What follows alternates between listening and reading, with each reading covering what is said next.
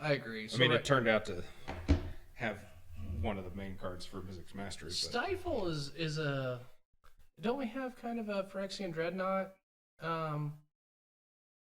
guy in Historic somewhere? Talking about the Torrential Gearhulk? No, I was thinking you remember Phyrexian Dreadnought, right? One cost 12/12. Yeah. Trample. What was its drawback? Its triggered ability, which you stifle, is to sack creature whose total power is 12 or more, or he dies. Oh, gotcha. And so the combo there is you stifle him, or you phase him out with the blue charm. Gotcha. But which is hilarious, phasing him out. Mm-hmm. Yeah, I know. So we're looking at some of these cards that are being put in Historic, and we've got 4 of the 5 commands, and we're missing the good one. We're missing Hey Culligan Man. Mm-hmm. Culligan's command, which is destroy an artifact, shock something, they discard a card from their hand, and I think one more option that doesn't matter, maybe -2 a creature. But all right, so you return a creature from your graveyard to hand. That almost never gets used, but I'm sure there's times. Yeah, instant speed. Target player discards a card, which is infinitesimally better. Yeah, destroy target artifact. Yeah, it's a great card. And in a format where you have Faithless Looting and Brainstorm with fetch lands, you figured they would see play. Well, regardless, Corey was pointing out that we've got the what's that new counter spell for Test of Talents, which is a combination of Memoricide and a counter spell. Counter target instant or sorcery. Search your opponent's hand, graveyard, and deck for all copies of that card and exile them. For each card in their hand exiled this way, they draw a card. And it's a common. Wow. Right, yeah, it's not a rare. Mm-hmm. It's weird. Like, if that card was a rare or a mythic, it'd be like stupid amount of money and people would play it. But because it's common or uncommon, we're like, kind of like a Braid. Took a minute for that card to see play. Yeah. Getting in that one shitty cycle with Force of Will as an uncommon. All right, I'm ready to rock. Oh, we've been recording, dog. Oh, we have? Yeah, so for context, the laptop died, so this is the second recording. Number 2. Yeah, and our last recording was brought to you by, unofficially, Pax Verum. Now what's it brought to you by? Also, Pax Verum. Oh, dope. Okay. They still don't sponsor us. They still don't sponsor us, but they should. Yep. If you love Pax Verum, send them a letter and ask them to mail us money. Just fucking South Park. And be like, who the hell are those people? The Canadians on strike. Yeah. We want more money. More money from where? More money. Just more money in general. Yeah, This is called Dark Matter. Oh man. Yeah. That's oh no, I'm a kind of a weenie. It's a stouter beer. It's got a bunch of coconut in it. Ooh, I love coconut. Yeah, this is a lovely, lovely beer. Pax Verum is in Lapel, Indiana. Cheers. It's like an Almond Joy, but it'll get you drunk. It'll get you drunk. It's like one of the ones you'd hear a rumor about on Halloween. It's laced with something. I'm not giving away drugs. Every time I buy expensive drugs, I find a way to insert them into candy and I just give them away. Yeah. And all of those rumors that it's based off of, people did to like their own family. Because people are monsters, but not monsters enough to like randomly just pick a kid. Yeah. During Halloween. Yes. Yeah, it's always premeditated. But anyway, this is a Magic podcast. Welcome to iScoop. If you guys would like and follow us on YouTube, if you're listening to this on whatever your favorite podcatcher is, and if you're on YouTube, you should follow us on the podcatcher. Even if you watch it twice, it just helps the numbers. And you don't even have to watch it twice completely. You can mute us. Yeah, I would. I mean, this is the My headphones aren't even on. This is the second time I heard us today, let alone when I re-listened to the podcast. Yes. Yeah, twice. Yeah. But yeah, if you could help us get it to our 100 subscribers on YouTube so we can get the custom URL put together, that's our current milestone, and I'd really appreciate it. And Bastion might appreciate it too. I might.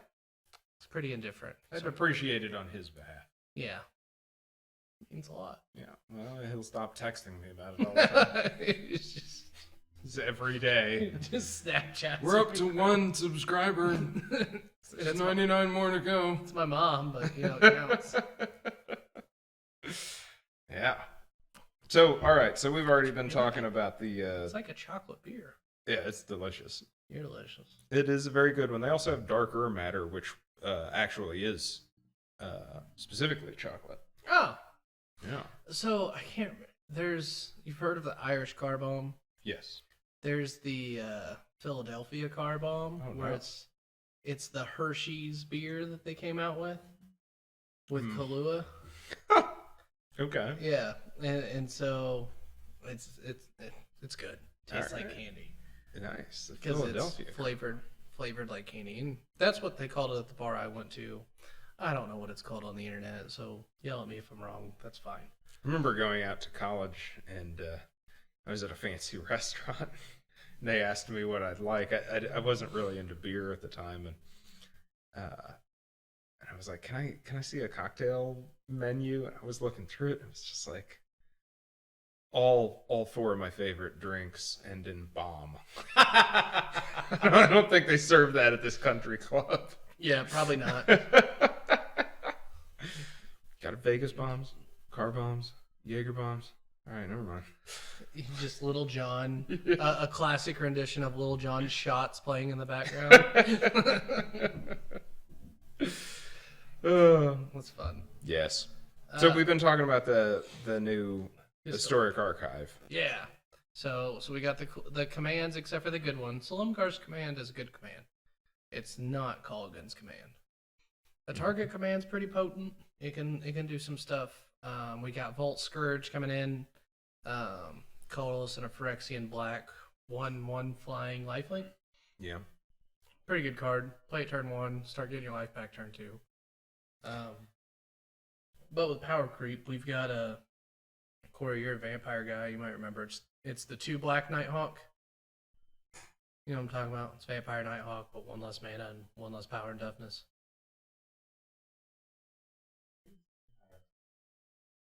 Not flying.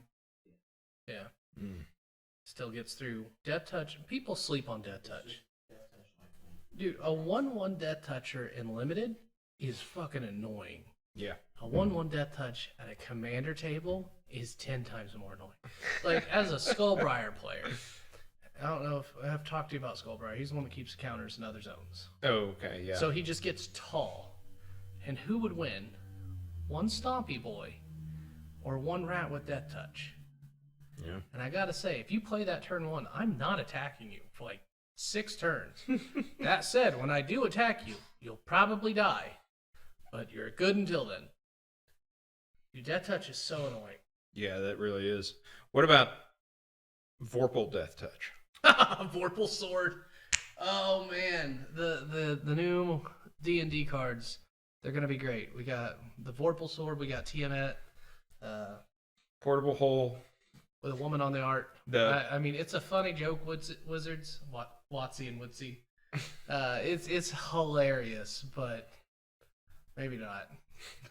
This is a little rough. Power Word Kill. Oh yeah, that one's fun. Angels, Demons. You know, so I was thinking at first, I was like, I mean, did they just reprint Terror, except with a couple of not the most relevant? What was the one in Innistrad that was no werewolves, vampires, spirits? Or what was the other tribe? Well, but that feels a lot more relevant in Innistrad. I mean, presumably there's going to be a lot of those creature types. It can't touch those.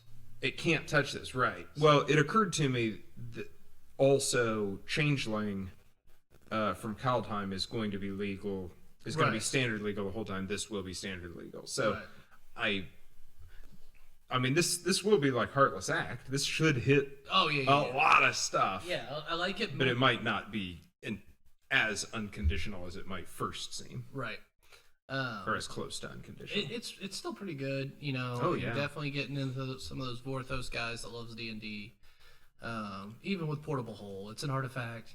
It's O-ring. Like, I'm sure there's some Commander players that are gonna like. It's worded not like O-ring, right? It's worded like the new ones, to where if you blow it up in response, like, you're not gonna be able to loop it and do a lot of damage, but you can definitely use stuff like Master Transmuter to reset what it's on. Yeah. The my favorite part so far of the D&D set previews were the basic lands. Oh, with flavor text? With that flavor text. Dude. So good. It's such a, like, I would have never thought of that. That's So the such, flavor text on each of these lands basically introduces an adventure. right. It's, you Down walk in into a dark cave. There's That's a so good. pulsating power source, you know, and that's the image of the thing, or the elven queen tells Right. you and your party that she can save the whatever, but only if you do this. I'm getting chills. Like, I don't play D&D, but I'm a sucker for a good top-down design. Yeah. And it shows an attention to detail.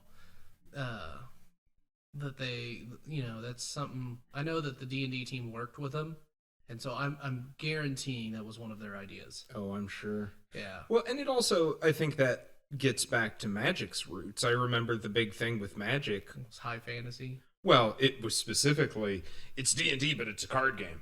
Oh, is that? That's why it exploded in the first place. It was the idea of, and you know, back then you had all those designs like Raging River, where it's not really even about the Is that the one that splits the field in half? yeah, it splits the field in half, and basically the creatures have to attack and block on either side of the river. Right. I mean, I don't know if that's helpful. It sure is weird. It's sure gonna slow your game down and be awkward, but That was going to be the main mechanic in War of Spark.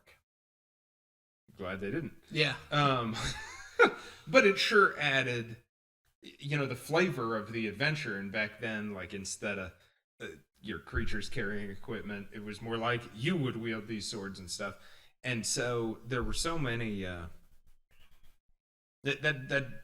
yeah, it's a D&D spin, but I feel like it's also kind of a throwback to what got me into Magic in 5th grade, was just the idea of, like, I am going on this adventure, I am finding these Right. D&D style trinkets, Yeah. etc. So you play D&D? I haven't. What's all right? So Tiamat, Well, I've heard the name. I'm no expert. I've played a couple of times. Okay. All right. But I have read the Dragonlance novels, which don't count because that's like a different universe. But okay. So I've read Harry Potter, so I know what. so you're as close on as Yeah. All right. As long as we're on the same page, that's fine. Tiamat is the. I do know that she is the kind of Mother of Dragons. Right? exactly, and in that universe there are five chromatic colors of dragons, Yeah. and then I want to say 3 types of metallic dragons.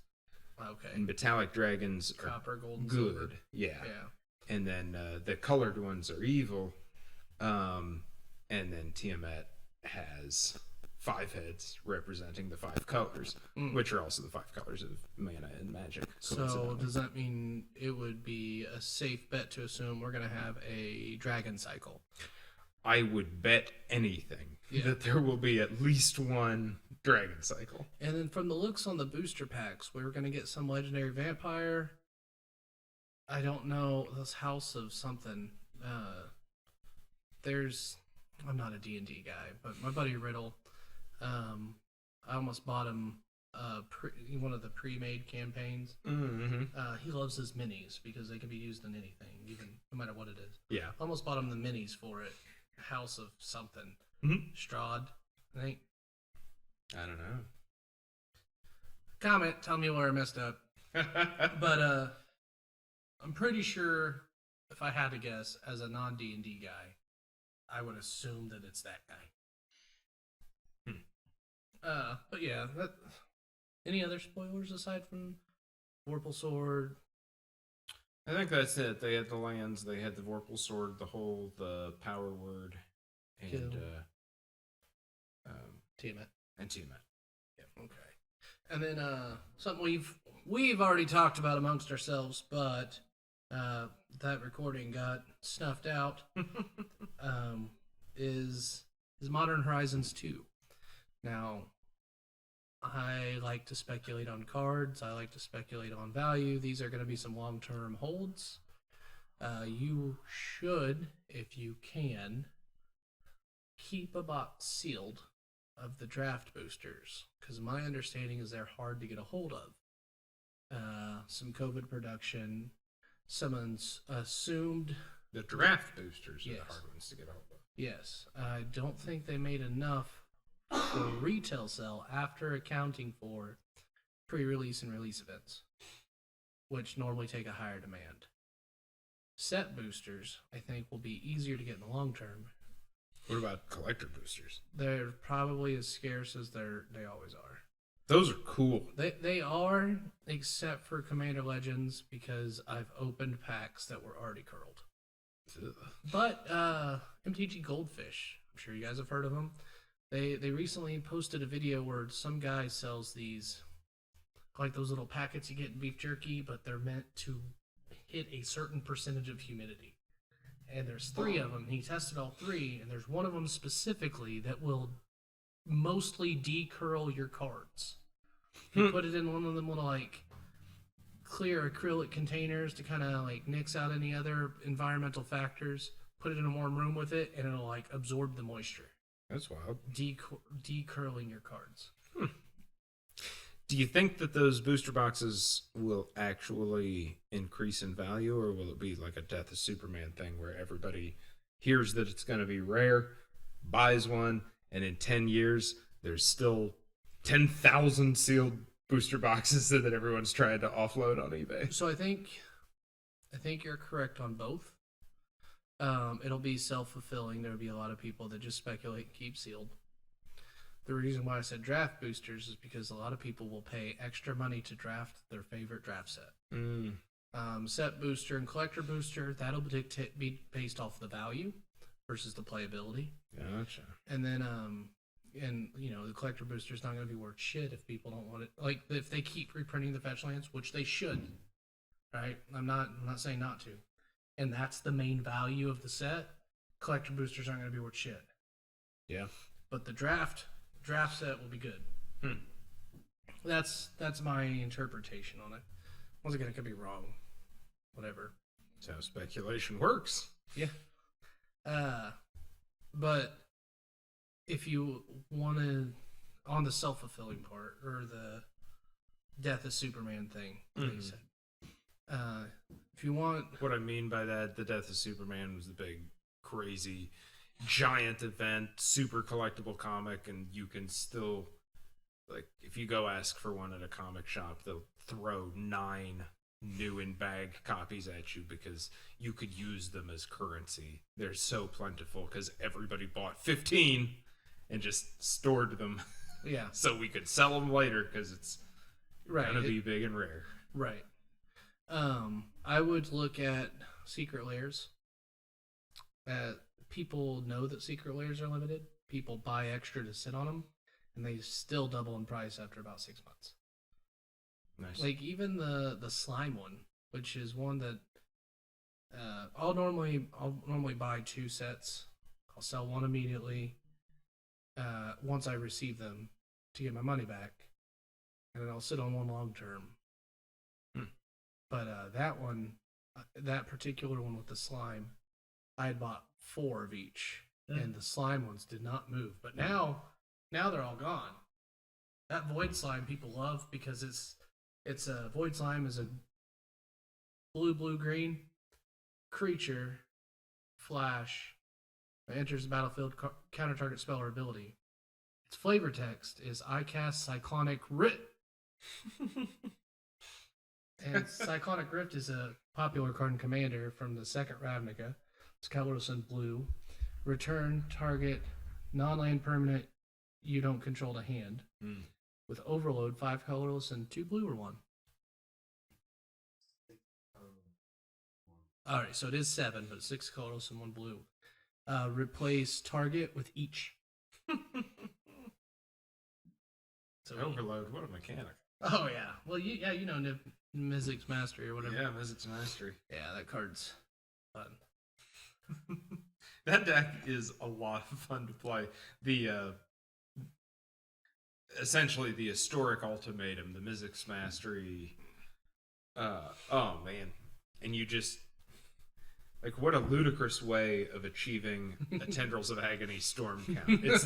It's not by like bouncing an Ignis back and forth. It's actually by casting a 7-mana spell over and over and searching up all these other like 6 to 9 mana spells from your library and throwing them back. And I mean, it's fun. That's why I like combo. it is fun. Well, and also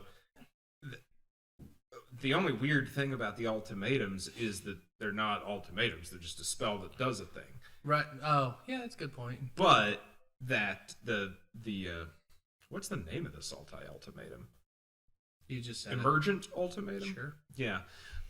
Anyway, it is an ultimatum. You present them with, okay, here's Omniscience. You can put it back in my library, or you could put something else in my library, but whatever you do, I'm still gonna play Omniscience. Play gifts ungiven. I know how this works. Yeah, I lose. It is an ultimatum. It's just, do you want me to put Omniscience directly into play, or do you want me to play Final Parting and then lift it from my graveyard and put it back into play? It's lovely. Narset's reversal on their Mizzix Mastery on their ultimatum is hilarious. Go ahead, play it. You can have it back in your hand. That 7-mana card you're not going to cast. And I'll do it. That's awesome. Yeah. I like it. Yeah. Those are my favorite hard counters, the ones that are niche. Yeah. I mean, you're not going to put it in your sideboard, but Where are you? I'm hoping. All right, so you know a little bit about silver bordered sets.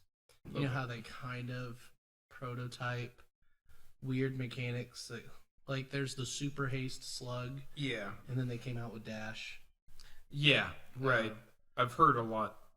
Well, exclusively from like Mark Rosewater's writing and podcast. Right, and then like how he likes to like test drive mechanics in the silver sets. So there's Big Freaking Monster, which was Meld. Huh. And then there's Contraptions. Now Contraptions aren't silver border. They are legal technically. Contraptions are in black border thanks to Steamflogger Boss. Right. They intentionally made them full art so they didn't have to put a border on it because it's not black border. It's not black border, but it's not silver border either. I'm pretty sure you can have a contraption deck in a tournament. I don't know. I've never tried. You'd have to put it on your deck list somewhere. But all of this to say, the idea of an extra deck is something they're testing the water on. Because look at how many wish effects we've had in the last 2 years. We've had Companion, we've had Learn, we've had cards that literally let you grab out of exile or outside of the game. Like, we've had set mechanics based around using the sideboard as an extra set. Now, I've played a lot of other games where the extra deck is critical. So all the way back to Raw Deal, we had the ringside area, or what was it? The Backlash deck. Yeah. And then Yu-Gi-Oh! Is a popular one. There's Dragon Ball Super doesn't, but they got the leader card, which is kind of like a commander. But all this to say that I think Magic, while it has almost infinite design space, is getting to a point where you might not just have a sideboard for much longer. What do you think? I could see that. I mean, I would assume that they would curb that, though. Then again, we're down to 7-card sideboards now, ish. We're down to 7-card wish board, 15-card sideboard. Yep. Which That's the one. I heard that they added that. Yeah, that's kind of fascinating. Worst format. I think it's terrible for new players. You don't learn how to sideboard. One of the most skill-intensive needs in a constructed competitive environment is sideboarding.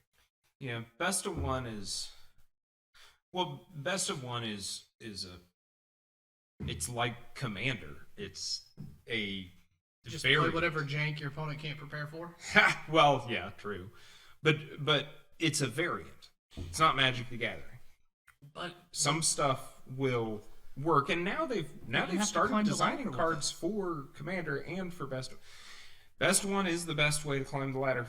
Yeah, and because of that, you're going to funnel a lot of new people. Yep. And I think that's just bad.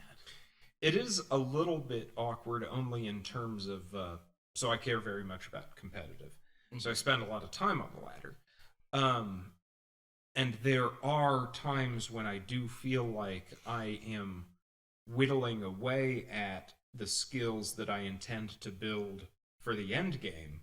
Right. In the process of getting there. In other words, things like sideboarding, which would be incredibly important should I ever actually, peek out the ladder enough times that I end up qualifying. In other words, you get in. Yeah, I've done the Mythic invitationals and stuff, which is cool. But you're playing Magic the Gathering there. Yeah, you're not playing like start your best of one game. Yep. You didn't get the God draw, so you quit immediately. Start your best of one game. Win. Start it. Win. Start it. Win. Start it. Didn't get your God draw. Cancel. Start it. Yep. Which is. It's bad. It's bad. I can't say that it's bad because it shouldn't be easy to rank Mythic. So right, but you should have to work like a dog. So I am a new player. I can't just go down there and sling cardboard with the people that are in franchise. They've got all the best cards or whatever. Arena's great for that. You get wild cards. You can play for free. There's no price barrier.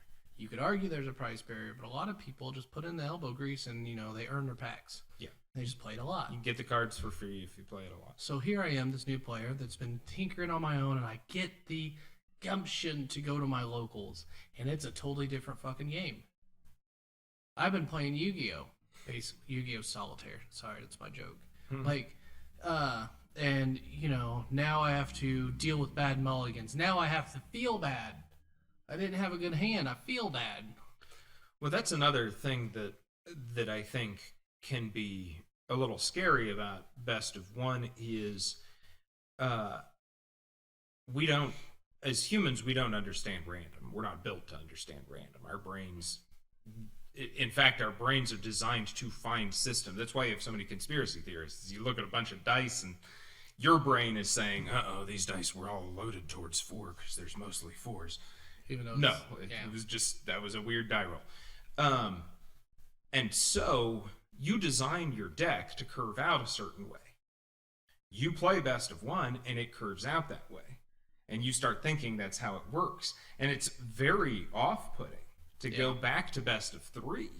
You play mono red in Best of 3, and it's like your hand is like 2 Embercleaves and 5 lands. And you mulligan, and it's 4 Embercleaves and 3 Torbrands. And it's just like, what a load of shit. This isn't... Well, no, that's how random works. Yep. That's how Magic the Gathering works. It's not supposed to be every game is just what wins between 3 Fervent Champions or...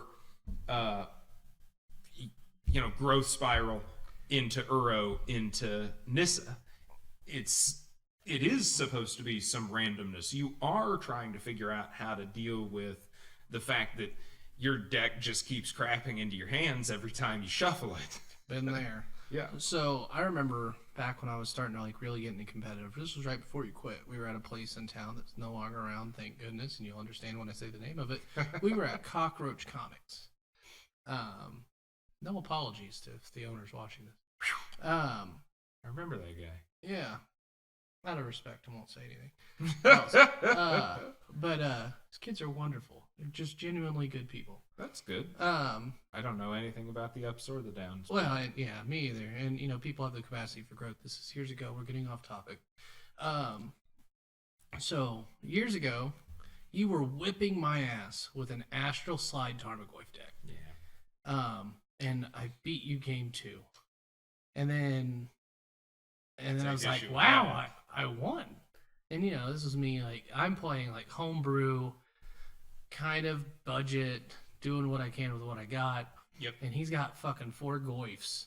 And that Astral Slide deck was awesome. I loved it. It was beautiful. I took control of his Goyf. I don't even remember the card. And then he Astral slid it back to his side. I'm like, fuck. But one of the things he said to me when I won is, you're like, yep, that's the dream of Magic. Anybody can beat anybody. If I don't draw the right stuff, you have the opening to whip my ass.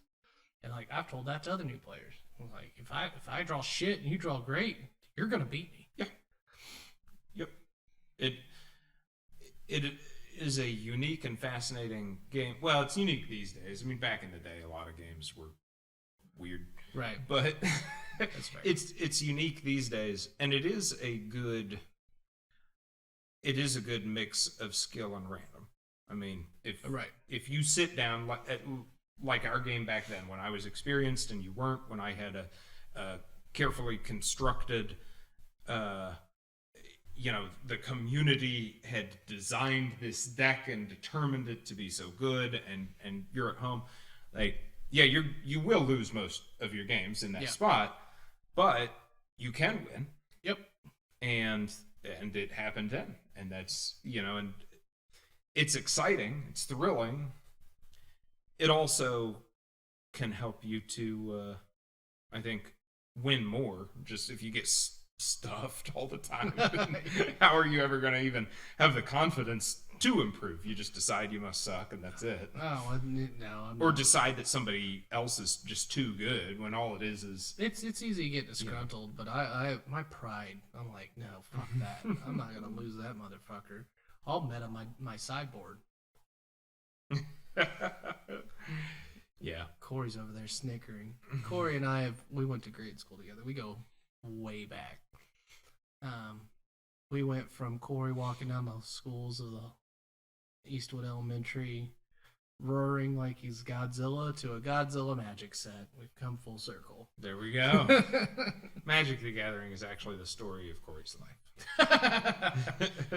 Culminating in Ikoria. He's pretty much stuck on Teferi's Island. Yeah. But I do like Best of One in that weird variant of, I built this deck with a bunch of 1-drops and 2-drops that are high synergy. I'm not playing because I want to deal with a bunch of lands and 3-drops. I want to see what it's like when I play land 1-drop, land 1-drop, 1-drop, land 1-drop, 2-drop, land 2-drop, 2-drop. Jesus, what kind of red cards are drawing you so much? It doesn't matter. Oh, okay.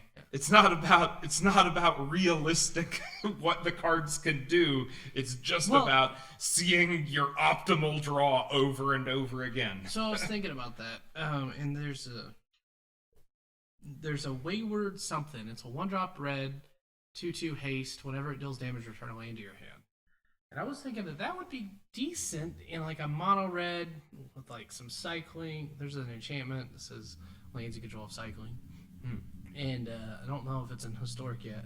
But I thought that's almost a deck there. I'm sure there's something where you're just really low curve. And you don't mind having 4 of them out because those lands coming back to your hand lets you go tap 1, swing, return it, play land, tap 1, play another dude, set up for next turn. Or like what are some of the old landfall red cards? Doesn't one throw out goblin tokens? The quests? Ooh. Wow. I know there's Kuldotha Forge, which is pop an artifact, create 2/1/1 goblins. Not Kuldotha Forge. There's something from Scars of Mirrodin that does that. And then, once again, I can't remember card titles, but I can tell you effects. But I'm pretty sure one of the red quests either makes tokens or makes your dudes fucking big. But yeah, there's a deck somewhere floating around. If not yet, that's just waiting on that one last card to be printed. Yeah. Well, one thing I guess I wouldn't mind seeing on the ladder, and I'm sure somebody thought of this while they were designing it, and I'm sure they designed it out for a reason, but would be some sort of slight incentive to play best of 3. In other words, some kind of clarification that, hey, this is Magic. This is the whole game. It's not just Get about more packs. Computer optimized draws and just quick little gotcha games. Right. Not that mono red isn't a valid strategy and a perfectly fine way to play the game, but everything is not just supposed to be skewed around my deck auto gave me a bunch of crap and an Embercleave. Triple the rewards.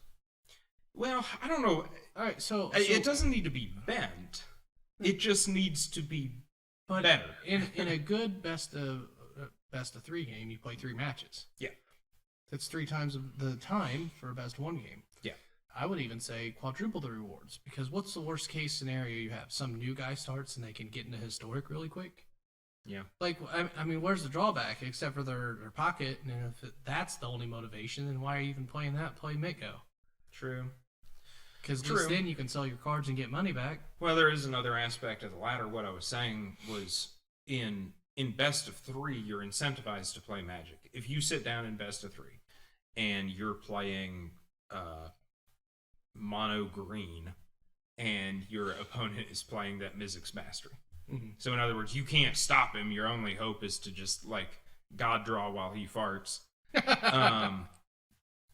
You still you play it through. I mean, you can't just you know what I mean? You don't just choose to immediately lose 2 rounds. Whereas in, like I said, in best of 1, you can even Paulo Vitor Damarosa has a video about it online about if you're playing best of 1 and your goal is to ladder up and your opponent is giving you tough choices, don't make tough choices. In other words, just basically give up on the Magic, get out of there, and flip your next coin and try to get it.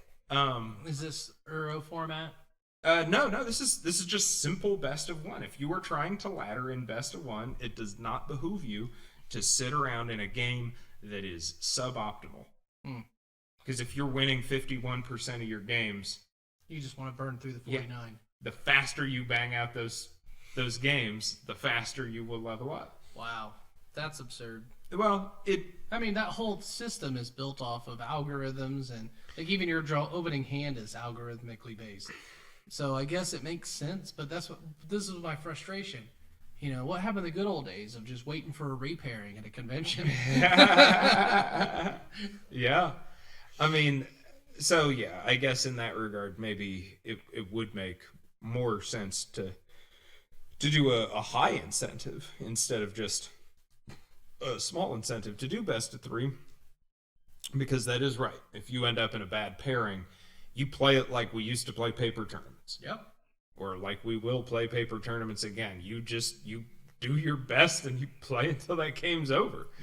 Yeah, and you still might win because they didn't auto God draw with the hand shuffler. Yeah, and there's actually a strategy to scooping the first round, like the first match, kind of like your best of 1, just bail out on the one you're going to lose. Mm-hmm. If I see you going off turn 1, and I know I've got shit, well, I know half the cards in your deck now. I'm just going to scoop and board heavy on you, and you don't know what the fuck to put in on me. Yeah, that's true. Yeah, that's a good little spot if you ever are playing in a tournament. So you got to play all the way through, and it's all best of 3. If you end up on a mold of 4, or if your opponent just does the most insane turn 1 and you don't have any kind of answers or anything that will win you the game that quickly, what you do is just don't play cards. Don't lay a land past the turn. Don't lay a land past the turn. They don't even know what colors you are, but I mean, unless they're just going to choose to forfeit also, which if you just mold to 4, they're not. Right. They're going to go ahead and beat you. You can at least get the good info. Yep.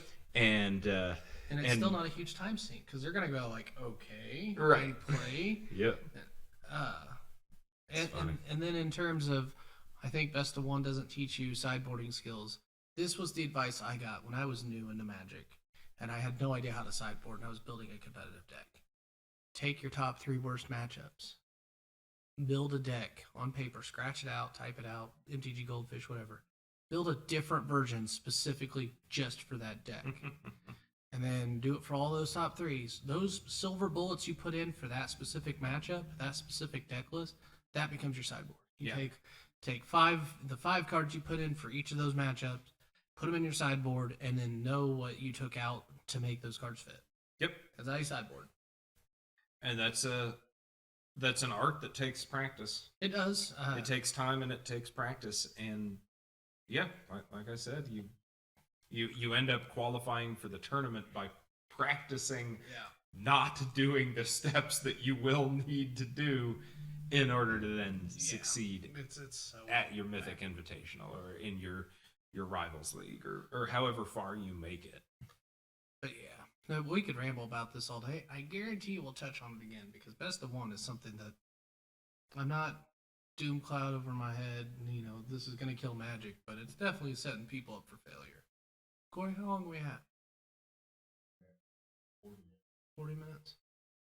Yeah. I think we pretty much covered everything. Could wrap it up, yeah. Okay. Any final thoughts you want to go over?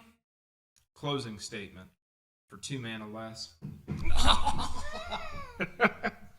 Sorry. Harder. Sorry, that was a closing statement, the Magic the Gathering card joke. If you want to hear another Magic the Gathering card joke that I made up? God, no. Shivan Dragon walks into a bar. The bartender gives him 1 red mana. He gets +1/+0 until end of turn. Oh, I heard another one that was similar to that. An alcoholic who walks into a bar. Whoa. That's ruining his life. It's that's it. That one's grim. Anyway, Vorinclex walks into a bar. Vorinclex, the monstrous raider, walks into a bar. Excess damage is done to the bar's controller. All right, that's it for iScoop. We'll see you next game.